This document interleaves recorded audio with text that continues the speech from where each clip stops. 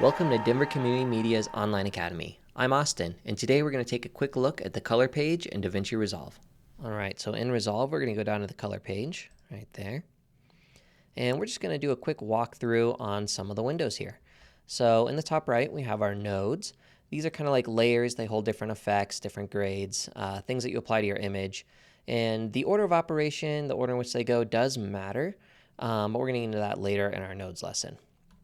To the left, we have our viewer. This is your typical, playback. You can preview your effects, your color grades, what you're working on, and also grab stills from here, which will show up over here in the stills gallery, which allows you to do some quick previews and image comparisons, and also a quick copy and paste function for different grades to new clips. Underneath that, we have our clips viewer, kind of a storyboard. You can click through, go to different clips from your timeline. Just has a little thumbnail for each clip and just a nice way to navigate. That's what I typically use. We also have a timeline underneath, which again just gives you your whole timeline, clips and all. I tend to turn that off just for more screen space, especially if I'm on a laptop or something. But yeah, I like the storyboard just for clicking through, and as you apply effects, it'll actually apply across here. So it's a nice glimpse at how everything's matching and running together as well. Underneath that, we actually get into some of our tools and effects. You can see we have our color wheels, and there are others that will show up in this window. You just click through the tabs up here. You have things like noise reduction, RGB mixer, HDR wheels, and color match and raw. This is, if you have like Blackmagic RAW or some other cameras RAW will also work in here, you'll get some of that ISO and white balance control.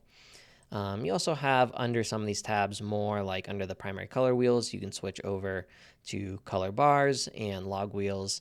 We're going to just stick here for now.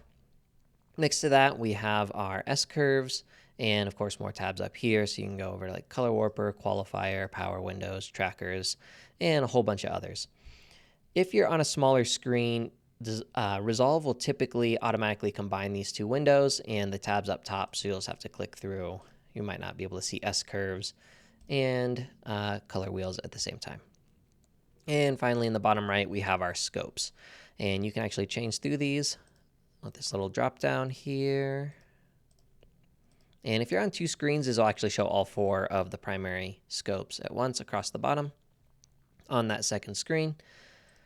And then you can also switch this window here over to keyframes if you want to, make some automated changes to your nodes or effects across the clip time. And then information on your specific clip that you are currently working on down here. So that's a quick overview to the DaVinci Resolve color page. I hope you found this useful. And if you'd like more videos like this, please give us a like, follow, and subscribe.